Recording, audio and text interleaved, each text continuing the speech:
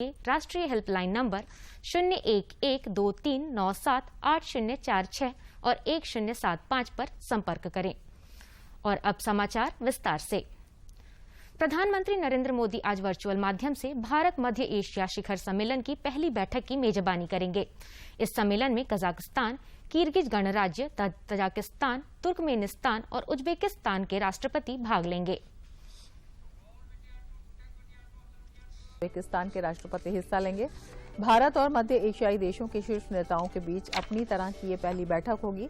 ये सम्मेलन मध्य एशियाई देशों के साथ भारत के बढ़ते जुड़ाव का प्रतिबिंब है, जो भारत के विस्तारित पड़ोस का हिस्सा है। इस शिखर सम्मेलन के दौरान भारत मध्य एशिया के बीच संबंधों को नई ऊंचाइयों पर ले जाने के उपायों पर चर्चा होगी। सम्मेलन में मुख्य रूप से परस्पर सुरक्षा सहित क्षेत्रीय और अंतर्राष्ट्रीय हित के मुद्दों पर विचार विमर्श होने की संभावना है।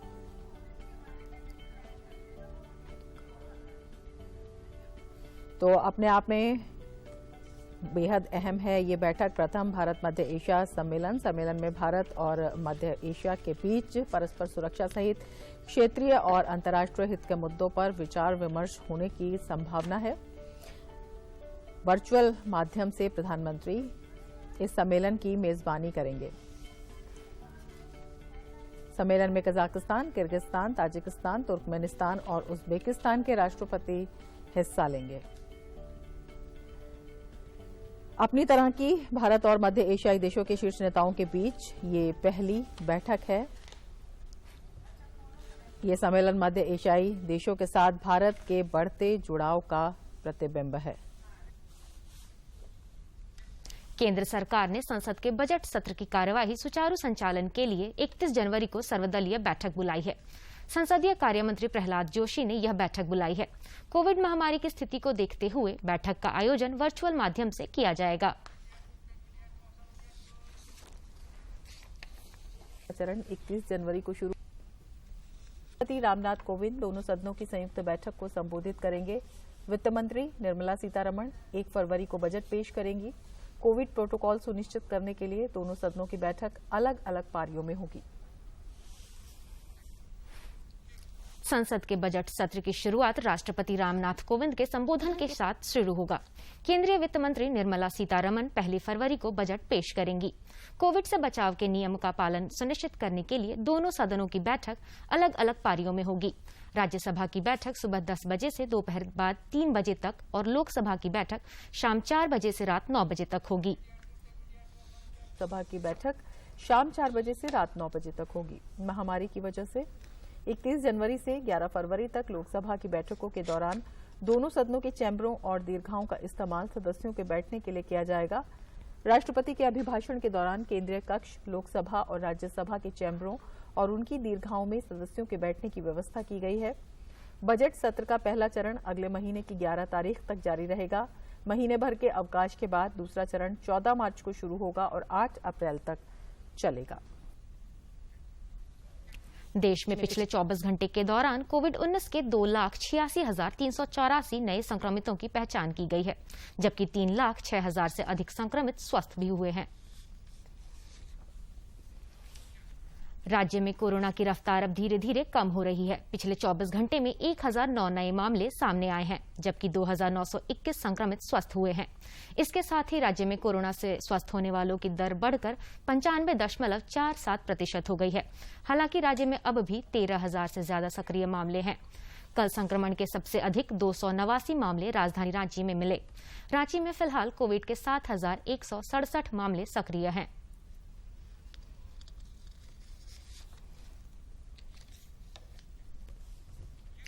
देश में कोविड के खिलाफ जारी जंग में टीकाकरण अभियान तेज गति से चल रहा है। केंद्रीय स्वास्थ्य मंत्रालय के अनुसार देश में अब तक 1,63,84,00,000 से अधिक कोविड रोधी टीके लगाए गए हैं। कोडरमा जिले में 15 से 18 वर्ष आयु वर्ग के 100% किशोरों का वैक्सीनेशन पूरा कर लिया गया है। सरकारी प्रयास के साथ स्वयंसेवी संस्थाओं ने टीकाकरण की इस पहल में अहम योगदान दिया। उम्र 15 पूरी है, टीकाकरण जरूरी है। टीका लगाओ, कोरोना से सुरक्षा कवच पाओ। कुछ इन्हीं जागरूकता संदेशों के साथ कोडरमा में 15 से 18 आयु वर्ग के किशोरों ने न सिर्फ खुद को टीकाकरण से आच्छादित किया बल्कि दूसरे बच्चों को भी टीकाकरण के लिए प्रेरित किया। कर रहा है तो उसमें हम दरवाजा खटखटा कर हम सभी के घर जाते हैं और सबको जागरूक करते हैं कि वैक्सीन सबको लगवा ले। ये हम लोग के लिए खराब नहीं है, लाभदायक है, हम लोग को सुरक्षित रखता है। 3 जनवरी से शुरू हुए किशोरों के वैक्सीनेशन अभियान में कोडरमा राज्य का पहला जिला बन गया है, जहां 15 से 18 आयु वर्ग के 100% किशोरों को टीकाकरण से आच्छादित किया गया है। इस प्रयास में प्रशासन के साथ साथ सत्यार्थी फाउंडेशन जैसे संस्थानों ने भी अहम योगदान दिया। एक विशेष अभियान चलाया जिसमें हम लोग का खुद का एक वैक्सीन वैन हमने तैयार किया, अवेयरनेस वैन, और उसके साथ मिलकर पिछले एक सप्ताह से हम एक संगन वैक्सीन अभियान चला रहे हैं, जिसमें करीब 3000 से ज्यादा बच्चों तक हम लोग पहुंचे हैं और वैक्सीनेट कराने में सफल हुए हैं। टीकाकरण को लेकर सुदूरवर्ती इलाकों में जागरूकता रथ और टीका वाहन के जरिए बच्चों को घरों तक पहुंचकर उनका वैक्सीनेशन किया गया। इसके अलावा लोगों को जागरूक करने में बाल मित्र ने भी महत्वपूर्ण भूमिका निभाई। दरवाजा खटखटाओ अभियान, दीवार लेखन अभियान और रैली के जरिए बच्चों ने लोगों को टीकाकरण के लिए जागरूक किया। टीका हमारे लिए बहुत ही जरूरी है। हमें पहले लगता था कि हम 15 से प्लस उम्र के बच्चों का भी टीका आ जाता, क्योंकि हम टीका नहीं लेंगे तो हमारे स्कूल हमें जाने में डर लगता था। आज हमारा टीका आ चुका है तो हम आराम से अपनी पढ़ाई को पूरा कर रहे हैं। तो मतलब बहुत अच्छा है और हमारे शरीर को रक्षा करता है। ये बीमारी से हमें बचाता है। कोरोना वायरस जो निकला है उससे हमारे शरीर को सुरक्षित करता है ये वैक्सीन। सरकारी प्रयास और सामूहिक योगदान के जरिए कोडरमा में लक्ष्य के मुताबिक 100% किशोरों का वैक्सीनेशन पूरा हो चुका है। जिले के 53,000 किशोरों को वैक्सीन की पहली डोज लगाई जा चुकी है।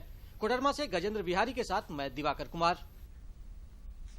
केंद्रीय स्वास्थ्य मंत्री मनसुख मंडाविया ने गणतंत्र दिवस समारोह में कोरोना टीकाकरण को थीम बनाकर प्रदर्शित की गई झारखंड की झांकी की सराहना की है। उन्होंने ट्विटर पर झारखंड के साथ बिहार और उत्तर प्रदेश की झांकियों की तस्वीर साझा करते हुए लोकतंत्र के महापर्व पर मिलकर कोरोना को हराने का संकल्प लेने का आह्वान किया है। नक्सलियों के खिलाफ चलाए जा रहे राज्यव्यापी अभियान में पुलिस को एक और सफलता मिली है। पुलिस ने पलामू जिले से नक्सली संगठन टीएसपीसी के 3 सदस्यों को गिरफ्तार किया है। इन उग्रवादियों के पास से कई हथियार भी मिले हैं। झारखंड बंद के दौरान नक्सलियों ने रेलवे को निशाना बनाया है। नक्सलियों ने कल रात धनबाद गया रेलखंड पर विस्फोट कर रेल लाइन को क्षतिग्रस्त कर दिया। इससे हावड़ा नई दिल्ली मार्ग पर रेल परिचालन 6 घंटे तक बाधित रही। सीनियर कमांडेंट हेमंत कुमार ने बताया कि चिचाकी और चौधरी बांध स्टेशन के बीच विस्फोट की सूचना पर रेल परिचालन रोक दिया गया था, जिसे आज सवेरे बहाल कर दिया गया है। स्टेशन में थे, समय करीब 12:30 बजे जो हमारा गैंगमैन है उसने रिपोर्ट करा कि यहाँ पे बहुत तेज धमाका सुनने में आया है। तत्काल सारी ट्रेनों को रुकवाया गया और उसके बाद उनके द्वारा ट्रैक सर्च किया गया। तो यहाँ पर आने के बाद जो 334 नंबर किलोमीटर है इस पे एक्सप्लोजन हुआ है और ब्लास्ट हुआ था, और जिससे कि जो अप डायरेक्शन की ट्रैक है वो डिस्टर्ब हुई थी। उनके स्लीपर्स दाएं बाएं हो गए थे, कुछ पेंडल क्लिप्स भी खुल गए थे, तो ट्रैक अनसेफ हो गया था। बाद में यह भी पता चला कि यहाँ पे नक्सलियों ने एम्बुश लगा रखा था। रेलवे ने भर्ती परीक्षाओं की चयन प्रक्रिया को लेकर उम्मीदवारों के विरोध को देखते हुए गैर तकनीकी श्रेणियों की भर्ती परीक्षा और उनसे संबंधित लेवल 1 परीक्षा स्थगित कर दी है। विभाग ने इस महीने की 14 और 15 तारीख को रेलवे भर्ती बोर्ड द्वारा जारी पहले चरण की कंप्यूटर आधारित परीक्षा के परिणामों को लेकर उम्मीदवारों की चिंताओं और संदेह दूर करने के लिए उच्च स्तरीय समिति भी गठित की है। यह समिति पहले चरण की परीक्षा के परिणामों और दूसरे चरण के लिए उम्मीदवारों की संक्षिप्त सूची बनाने के लिए इस्तेमाल की गई पद्धति पर विचार करेगी। उम्मीदवारों को सलाह दी गई है कि वे अपनी शिकायतें और सुझाव ईमेल के जरिए कर सकते हैं। रेल मंत्री अश्विनी वैष्णव ने नई दिल्ली में संवाददाताओं से कहा है कि उम्मीदवारों को अपनी शिकायतें समिति तक पहुंचाने के लिए 16 फरवरी तक का समय दिया गया है। जहां पर भी जो भी अपने कंसर्न्स आपके सामने फॉर्मली इनफॉर्मली रखना चाहे, आप उनकी बात सुनिए और उसको सारे कंसर्न्स को कंपाइल करिए। कंपाइल करके कमेटी के पास भेजें और कमेटी आपके साथ डायरेक्टली भी कांटेक्ट कर रही है। एक ईमेल एड्रेस ऑलरेडी आपके सामने पब्लिसाइज किया गया है। इसके अलावा कमेटी फिजिकली भी देश के कई जगह में जाके आप लोगों से मिलेंगी। इसको कैसे सॉल्व करना है उसका भी कोई ना कोई तरीका ऑलरेडी सोचा जा रहा है। किसी न किसी तरीके से सोचेंगे कि एग्जाम की सैंक्टिटी भी खत्म न हो और स्टूडेंट्स का जो ग्रीवेंस है वो भी सॉल्व हो, और जो लोग शॉर्टलिस्ट हो गए उनके अगेंस्ट उनको भी कोई दिक्कत न हो। इस तरह इस तरह का कोई एक बैलेंस करके निकालना पड़ेगा। राजधानी रांची समेत पूरे राज्य में कड़ाके की ठंड पड़ रही है। न्यूनतम तापमान में लगातार गिरावट का दौर जारी है। मौसम पूर्वानुमान में बताया गया है कि अगले 3 दिनों तक तापमान में और कमी आएगी, जिससे कनकनी बढ़ सकती है और कुछ स्थानों पर आंशिक बादल देखने को मिलेंगे और छिटपुट बारिश भी हो सकती है। भारतीय क्रिकेट कंट्रोल बोर्ड बीसीसीआई ने वेस्टइंडीज के खिलाफ घरेलू एक दिवसीय अंतर्राष्ट्रीय और T20 श्रृंखला में भारतीय टीम की घोषणा कर दी है।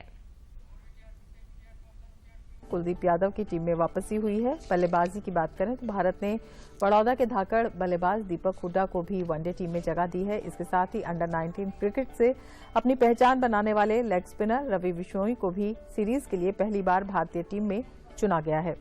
वहीं तेज गेंदबाज मोहम्मद शमी और जसप्रीत बुमराह को इस सीरीज के लिए आराम दिया गया है। 3 मैच की वनडे सीरीज अहमदाबाद में खेली जाएगी, जबकि इतने ही मैचों की T20 सीरीज कोलकाता के ईडन गार्डन स्टेडियम में आयोजित होगी। प्रधानमंत्री नरेंद्र मोदी के आकाशवाणी पर मन की बात कार्यक्रम में आंशिक फेरबदल किया गया है। 30 जनवरी को यह इस बार 11 बजे की बजाय 11:30 बजे सुना जा और देखा जा सकेगा। प्रधानमंत्री मन की बात कार्यक्रम से पहले राष्ट्रपिता महात्मा गांधी की पुण्यतिथि पर उन्हें नमन करेंगे, जिसके बाद मन की बात कार्यक्रम को संबोधित करेंगे। आम लोग 28 जनवरी तक इस कार्यक्रम से जुड़े सुझाव रिकॉर्ड करा सकते हैं। मन की बात है जन जन की बात। संघर्षों के कुछ किस्से, कहानी कुछ सफलताओं की, अनकही विरासत की, उम्मीदें नए भारत की। महीने के आखिरी रविवार का रहता है इंतजार। मलयाचल के आंचल से विंध्याचल के आंगन तक, ब्रह्मपुत्र के घाट से हिमालय के विस्तार तक होती है मन की बात प्रधानमंत्री के साथ। तो सुनिए इस महीने 30 जनवरी सुबह 11:30 बजे मन की बात आकाशवाणी और दूरदर्शन के सभी चैनलों पर। आप भी माननीय प्रधानमंत्री के मन की बात का हिस्सा बन सकते हैं। इसके लिए आप अपने सुझाव post box number 111 Akashvani Delhi पर भेज सकते हैं या फिर नमो ऐप या माईगॉव की ओपन फोरम में पोस्ट कर सकते हैं। याद रखें, रविवार 30 जनवरी सुबह 11:30 बजे मन की बात। दुमका जिले के जरमुंडी प्रखंड का उत्क्रमित मध्य विद्यालय डुमरथर अपनी उपलब्धियों के लिए एक बार फिर सुर्खियों में है। कोरोना संक्रमण काल में घरों की दीवारों को ब्लैक बोर्ड और गांव की गलियों को मोहल्ला क्लास में बदलने के इस स्कूल की थीम पर इस बार गणतंत्र दिवस के अवसर पर रांची के मोरहाबादी और दुमका के पुलिस लाइन मैदान में झांकी निकाली गई, जिसे मुख्यमंत्री के हाथों सम्मान भी मिला।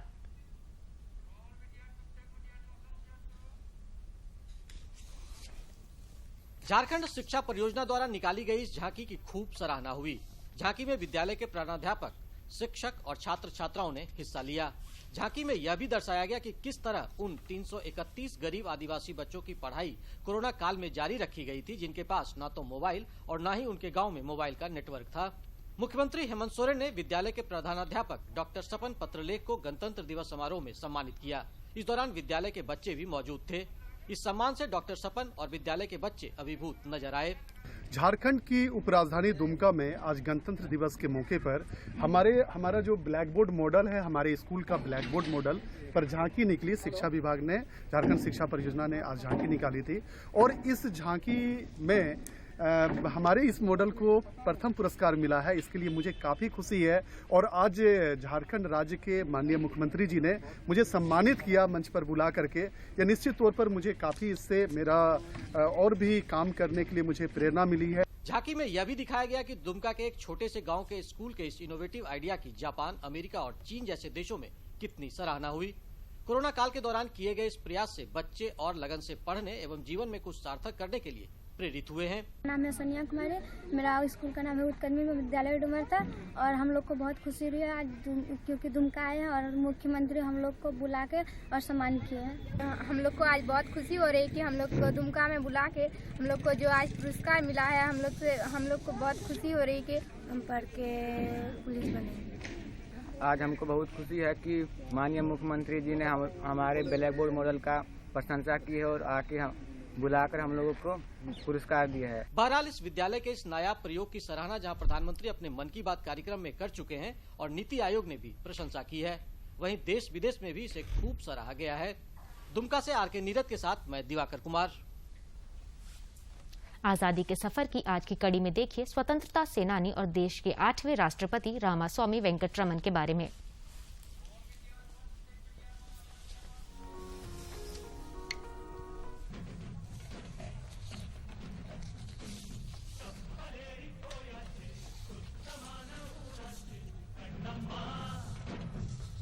आज की कड़ी में हम स्वतंत्रता सेनानी और भारत के 8वें राष्ट्रपति रामास्वामी वेंकटरमन को याद करते हैं। 27 जनवरी 2009 को उनका निधन हो गया था। छोटी सी आयु में ही वे देश के स्वतंत्रता आंदोलन में शामिल हो गए थे और उन्होंने भारत छोड़ो आंदोलन में भी भाग लिया था।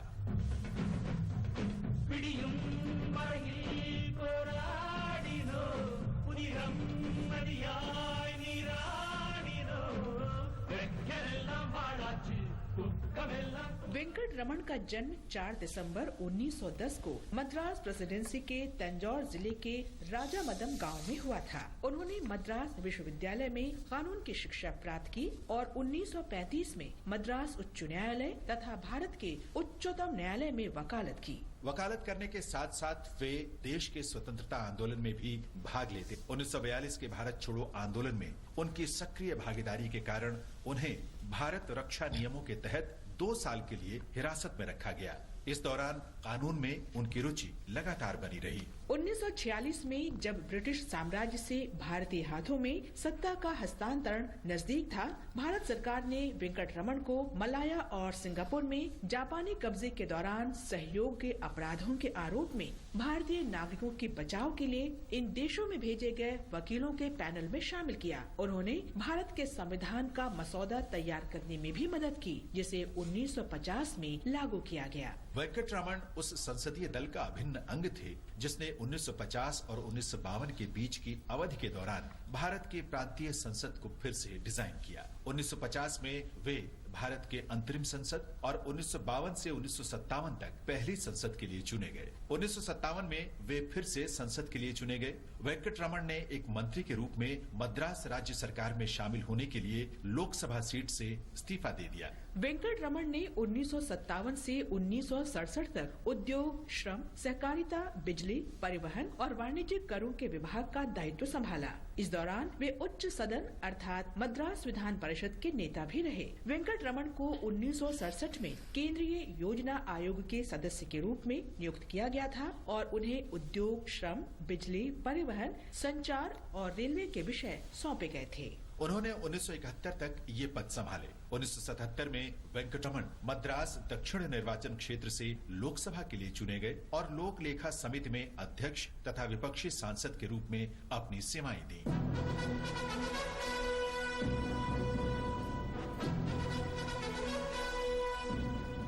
1980 के दशक में केंद्रीय रक्षा मंत्री रहते हुए वेंकटरमन को भारत के मिसाइल कार्यक्रम की शुरुआत करने का श्रेय है। उन्होंने एपीजे अब्दुल कलाम को मिसाइल कार्यक्रम की जिम्मेदारी सौंपी और संपूर्ण मिसाइल प्रणाली को समेकित किया तथा इसे एकीकृत निर्देशित मिसाइल विकास कार्यक्रम का नाम दिया। बाद में वे भारत के उपराष्ट्रपति बने और फिर 1987 से राष्ट्रपति का पद संभाला, जहां उन्होंने 4 प्रधानमंत्रियों के साथ काम किया। भारत माता के इस महान सपूत को हमारा नमन। हम शिक्षक और लेखक आचार्य सीताराम चतुर्वेदी को भी याद कर रहे हैं, जिनका जन्म 27 जनवरी 1907 को उत्तर प्रदेश के वाराणसी में हुआ था। सीताराम चतुर्वेदी ने हिंदी, संस्कृत और अंग्रेजी में 70 से अधिक नाटक लिखे और कई अन्य में निर्देशन, मंचन और अभिनय भी किया। 1935 में उन्होंने निबंधों और व्याख्यानों के साथ महामना मदन मोहन मालवीय के जीवन के बारे में लिखा। 1972 में उन्होंने भारत सरकार के सूचना और प्रसारण मंत्रालय के प्रकाशन विभाग की आधुनिक भारत के निर्माता श्रृंखला के अंतर्गत महामना की जीवनी लिखी। सीताराम चतुर्वेदी बॉम्बे के पृथ्वी थिएटर में सक्रिय भागीदार थे और उन्हें अभिनव भारत की उपाधि से सम्मानित किया गया था। उन्होंने भाषा, व्याकरण, साहित्य, नाटक, रंगमंच आदि पर 250 से अधिक पुस्तकें लिखी। उन्होंने तुलसीदास तथा वल्लभाचार्य की जीवनी लिखी और कालिदास के संग्रहित रचनाओं का संपादन किया।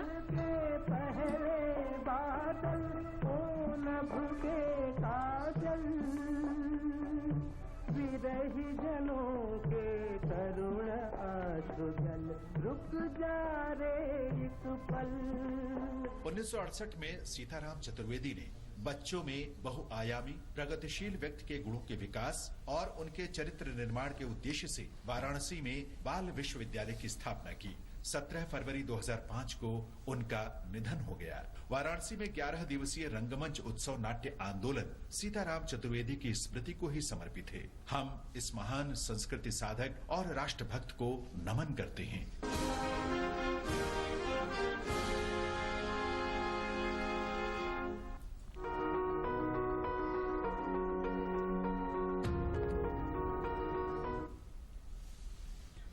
और अब कुछ खबर राज्य के विभिन्न जिलों से। फिलहाल इतना ही। दीजिए इजाजत। नमस्कार।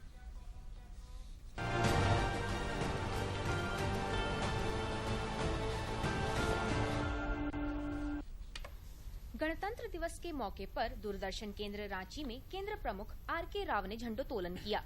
इस दौरान केंद्र के अधिकारी और कर्मचारी भी मौजूद थे। केंद्र प्रमुख ने अधिकारियों और कर्मचारियों को संबोधित भी किया। गणतंत्र दिवस के मौके पर पश्चिमी सिंहभूम जिला मुख्यालय चाईबासा के नवनिर्मित समाहरणालय भवन को आकर्षक प्रकाश सज्जा से संवारा गया है। इसके वृहद परिसर को आम जनता के लिए अवलोकनार्थ खोल दिया गया था। गणतंत्र दिवस के मौके पर राजधानी रांची के अल्बर्ट एक्का चौक पर भव्य तिरंगे का अवलोकन किया गया। राष्ट्रीय युवा शक्ति की ओर से इसका आयोजन किया गया था। झारखंड बंद के दौरान नक्सलियों ने रेलवे को निशाना बनाया है। नक्सलियों ने धनबाद गया रेलखंड पर विस्फोट कर रेलवे लाइन को क्षतिग्रस्त कर दिया। इससे हावड़ा नई दिल्ली मार्ग पर रेल परिचालन लगभग 6 घंटे तक बाधित रही। लोहरदगा के सदर अस्पताल परिसर में मंत्री रामेश्वर उरांव के विधायक निधि से लगभग 25 लाख रुपए की लागत से नवनिर्मित डायलिसिस भवन का उद्घाटन कर दिया गया है। डायलिसिस सेंटर शुरू हो जाने से मरीजों को सीधा इसका लाभ मिलेगा।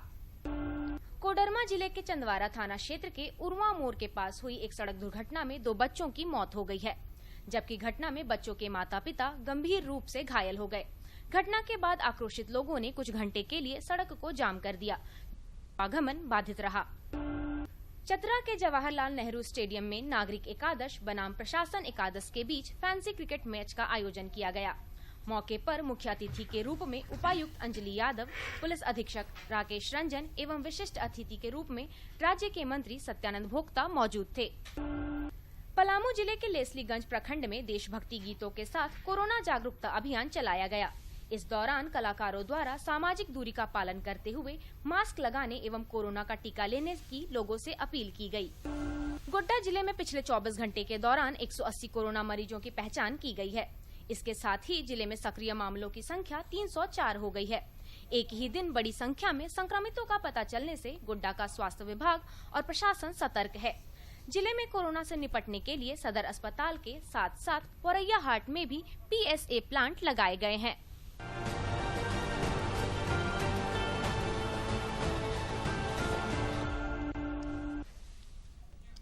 गणतंत्र दिवस के मौके पर देश भर में शहीदों के परिजनों को सम्मानित किया गया। आजादी के अमृत महोत्सव के तहत प्रधानमंत्री की ओर से 26,000 से ज्यादा शहीदों को श्रद्धांजलि समर्पित करने के बाद उनके परिजनों को शौर्य स्मृति चिन्ह प्रदान किए जा रहे हैं। एनसीसी का ये शहीदों को सत नमन कार्यक्रम आगामी 15 अगस्त तक चलेगा। 62 में उन्हें लापता की सूची में ये हैं उन वीरों के परिवार वाले जिन्होंने देश की खातिर अपना सब कुछ निछावर कर दिया। जी हाँ, प्रधानमंत्री की ओर से राष्ट्रीय कैडेट कोर यानी एनसीसी ने गणतंत्र दिवस से देश भर के सशस्त्र बलों के शहीदों के परिवारों को शौर्य स्मृति चिन्ह सौंपने का सिलसिला शुरू किया। शहीदों को शत नमन कार्यक्रम के तहत देश भर में 26,000 से ज्यादा शहीदों के परिजनों को ये सम्मान स्वरूप शौर्य स्मृति चिन्ह प्रदान किया जा रहा है। एनसीसी को सौंपी गई ये बड़ी जिम्मेदारी 15 अगस्त 2022 तक पूरी हो जाएगी।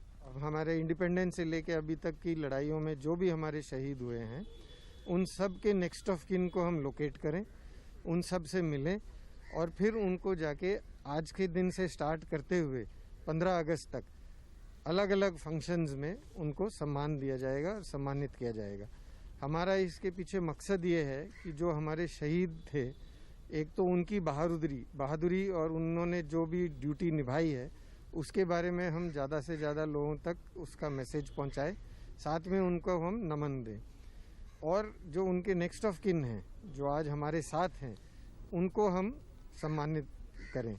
और देश की तरफ से हमारे प्रधानमंत्री जी की तरफ से उनको एक अपना छोटा सा चिन्ह प्रदान किया जाए ताकि उनको ये महसूस हो कि देश उनके साथ में है। गणतंत्र दिवस पर दिल्ली निदेशालय ने भी कई स्थानों पर ये कार्यक्रम आयोजित किया और शहीदों के परिजनों को सम्मानित किया। शौर्य स्मृति चिन्ह पाकर क्या रही शहीदों के परिजनों की प्रतिक्रिया, हमने यही जानने की कोशिश की। I am wife of late Major Shri Kumar. He was honoured with Kirti Chakra posthumously. ये 27 RR में पोस्टेड थे। ऑपरेशन रक्षक में he was posted to 27 RR on 12th December 97. He was sent for an operation and 3 hardcore terrorist को इन्होंने मारा और इस process में वो इंजर हो गए थे। उसके बावजूद भी वो उनको टेररिस्ट को पीछे करते रहे। ये बहुत अच्छा है इन द सेंस कि हम लोगों को हमेशा लगता है कि फौज हमारे साथ है, सोसाइटी हमारे साथ है। सर रामनाथ डडवाल की पत्नी हूँ, शहीद 1965 में लड़ाई में हुए थे। उसके बाद हमें गवर्नमेंट ने कुछ भी नहीं किया। पहली बार इन्होंने मुझे आमंत्रित किया है। बहुत अच्छा लगा कि मुझे इन्होंने निमंत्रण किया। मैं अपने भाई को बहुत ही गर्व महसूस करती हूँ कि मेरी माँ ने इतना वीर बेटा पैदा किया और मैं उस वीर भाई की सिस्टर हूँ। बहुत बहुत आभारी हूँ अपने प्रधानमंत्री जी के लिए और मैं बहुत ज़्यादा शुक्रगुजार हूँ प्रधानमंत्री का और सब ऑर्गेनाइजर्स का। वो जो चले गए हैं उनके लिए आज एक प्राउड भी फील करती हूँ और मैं ये कामना करती हूँ कि जिस हिसाब से यहाँ पे डिपिक्ट किया गया एक सोल्जर की लाइफ को, उससे जितने भी लोग यहाँ आए हैं वो आगे कुछ और को इसके बारे में बता सकें एंड वो अपनी लाइफ्स को इससे कुछ फ़ायदा पहुँचा सकें। इस मौके पर एनसीसी कैडेटों ने देशभक्ति से भरपूर कार्यक्रम भी पेश किए। तेरी मिट्टी में मिल जावा गुल बनके मैं खिल जावा, इतनी सी है दिल की आरज़ू। गणतंत्र दिवस के मौके पर देश भर में शहीदों के परिजनों को प्रधानमंत्री की ओर से सम्मानित किया जा रहा है। देश की राजधानी दिल्ली में भी एनसीसी की ओर से शौर्य स्मृति चिन्ह प्रदान किया गया। कैमरामैन जगपाल सिंह और सन्नी काला के साथ गिरीश निशाना, डीडी न्यूज दिल्ली। और अंत में मुख्य समाचार एक बार फिर।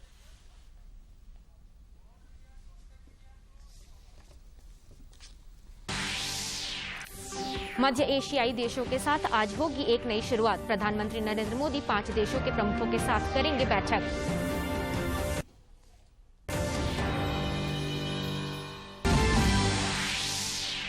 राज्य में पिछले 24 घंटे में मिले 1009 नए कोरोना संक्रमित। 2921 लोगों ने दी महामारी को मात। कोडरमा में 100% किशोरों का हुआ टीकाकरण।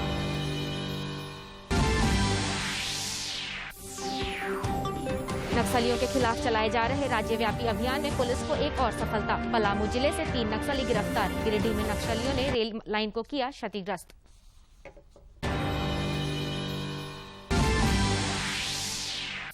और राजधानी रांची समेत राज्य भर में कड़ाके की ठंड से जनजीवन प्रभावित। मौसम पूर्वानुमान के अनुसार अगले 3 दिनों तक जारी रहेगा तापमान में गिरावट का दौर।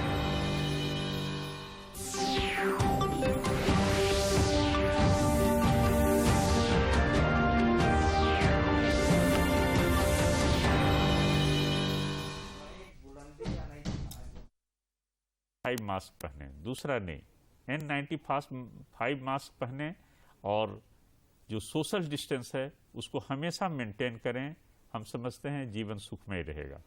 जी, बहुत ही अच्छा संदेश आपने दिया है। मास्क पहनेंगे और डिस्टेंस मेंटेन करेंगे तो बिल्कुल हम सभी सुरक्षित रहेंगे। और मास्क में N95 मास्क भी हो तो घर से बाहर N95 हो घर से बाहर। ये पूरी तरह से सुरक्षा हमें प्रदान करेगा। मैक्सिमम जो सुरक्षा है वो इसे प्रदान करेगा। तो सर बहुत बहुत धन्यवाद आपका। आप हमारे स्टूडियो में आए, बहुत अच्छी जानकारी आपके माध्यम से लोगों को मिली है और साथ ही साथ गणतंत्र दिवस की बहुत सारी शुभकामनाएं भी हम आपको भी दे रहे हैं सर। और सभी दर्शकों को भी बहुत सारी शुभकामनाएं और सभी दर्शकों का भी हम बहुत बहुत धन्यवाद करते हैं। आप सभी को जोहार, नमस्कार। उस पार बसा है खुशियों का जहां।